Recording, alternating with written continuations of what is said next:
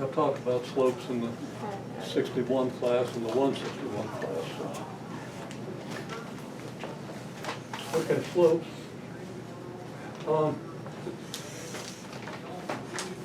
This is the way I prefer that you do slopes.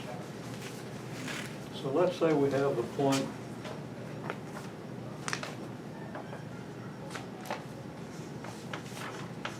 2, 4, and the point, oh, that's 2, that's 4, we'll say 6, that's 4, that's 8, 6, 10.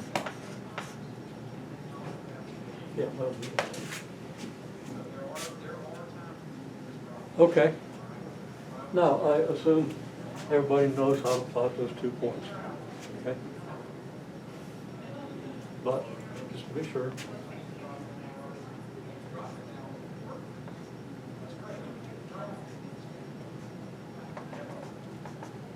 Here's 6, here's 2, and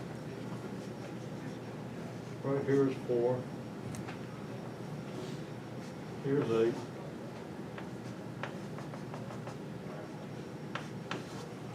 and here's 10.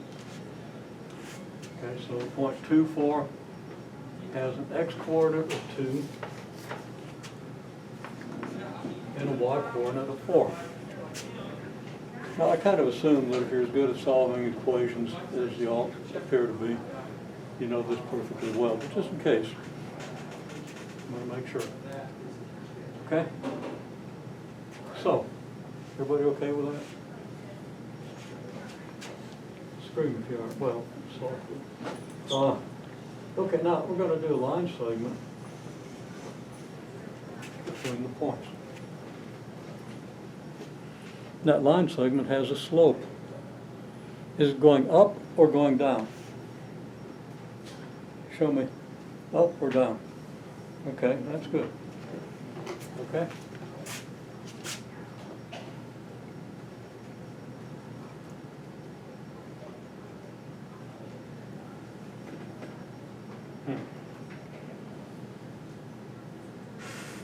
Favorite piece of big blue chalk is missing. I'll use this one. Okay. Now, I'm going to draw what I call a fundamental, there's my chalk. But I'm going to draw what I call a fundamental triangle. Okay? One side is parallel to the x-axis, the other is parallel to the y-axis. And this is the hypotenuse. So, I'll draw a side parallel to the x-axis here. I could have drawn it up here, okay, because it's as good one way as the other. So, if I start here and do the vertical side, the one parallel to the y-axis first, I could do it this way, right? So this triangle could sit above or below, whatever way fits what you're trying to do. If you're trying to label it, sometimes it's easier to label if it's above than below, and vice versa. Okay, well,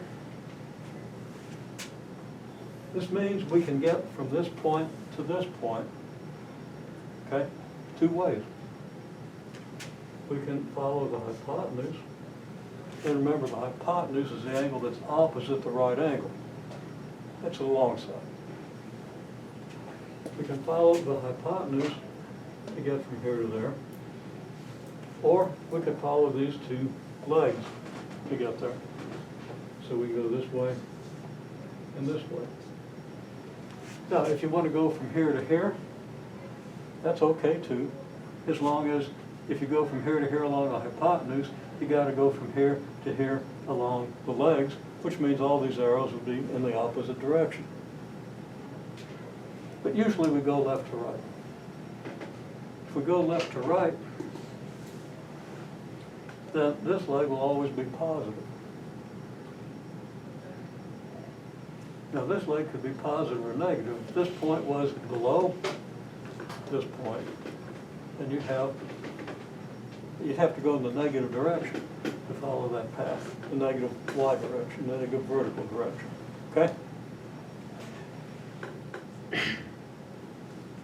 Okay, so, from here to here, how far is it?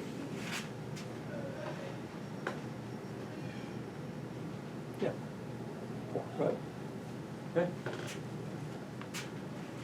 So this is 4 units, and we call this, you know what you call this? Call this the run. Okay, this is the run. And you could calculate it. You don't have to calculate. You got 1, 2, 3, 4 units there, right? Of course, you know if you go from 2 to 6, you're adding 4, right? And you don't really have to use a formula or anything for that. But we want to make sure we do understand, because sometimes you have to do it with symbols, and then you have to be able to write out the symbols in the right order. So the run is where you end up with minus where you start with. And that comes out 4. If you tried to do 2 minus 6, you'd get negative 4, and that isn't negative. That all makes sense? Now, from here to here is where you really often have to be careful about whether it's positive or negative. Goes up, it's positive. Goes down, it's negative. So you call this the run. What do you think you call this? Anybody? What's the rise?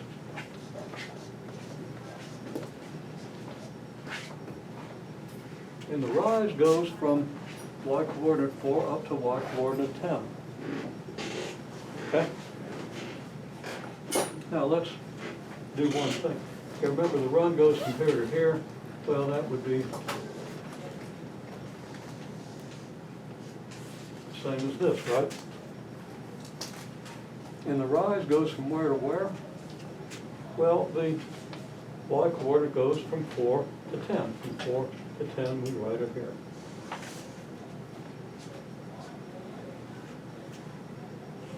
So down here, this is plus 4. What's this? How many? Hold up fingers. From here to here. Okay? So you're going from 4 to 10, that's a difference of 6, right? Plus 6. So the rise is what? It's 10 minus 4, where you end up with minus where you start.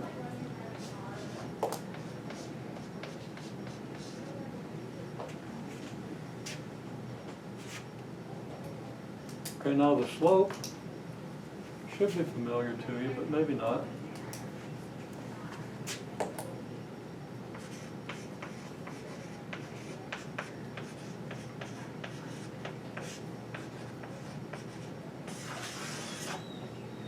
Slope is rise over run.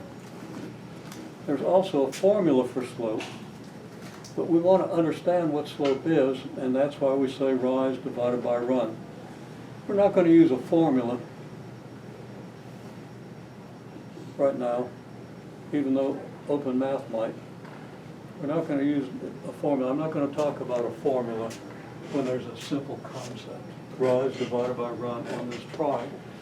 Because this is way more important than the formula. You can learn to use the formula without ever understanding it has anything to do with a rise and a run. Okay, but if you understand rise and run, then you understand the formula automatically. So which is better? Picture. For most people, there are mathematicians who can't picture anything, but they're really good with symbols. Okay? It's not real common, but it does occur. You don't want to try to out-symbol those things. Okay, we need a nose check. Halfway between the tip of your nose and the bridge up between your eyes, and halfway, your mask needs to be up there. Okay? I saw one nose sticking completely out, and a couple others are a little shaky, but they're okay. Okay?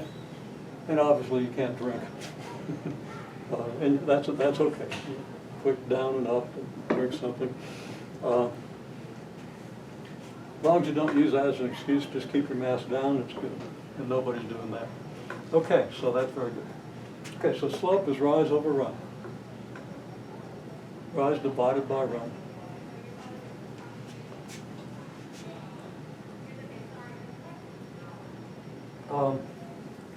So in this case,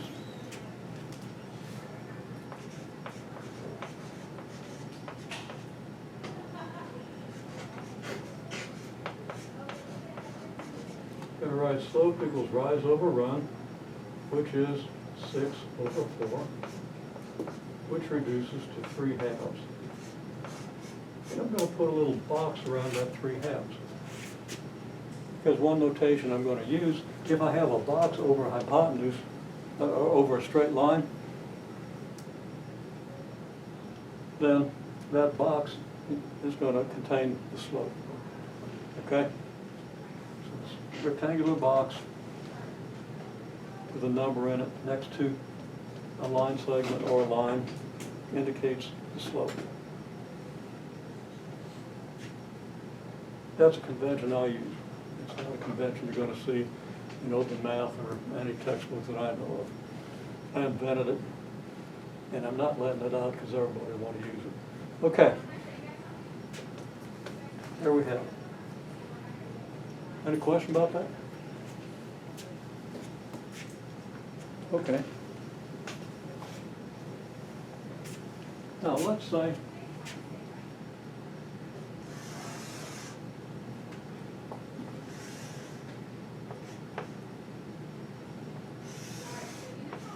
we have a straight line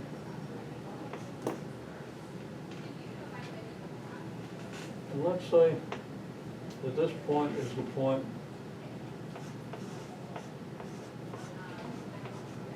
10, 0, because of course it's on the x-axis, and the x-axis is where y is 0, right? So hopefully we understand that. And this point, let's say, is 0, 6.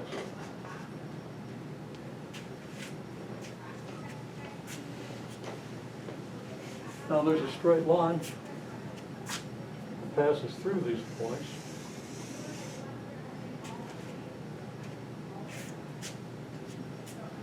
Can you tell me what the slope of that straight line is? Can you write it down?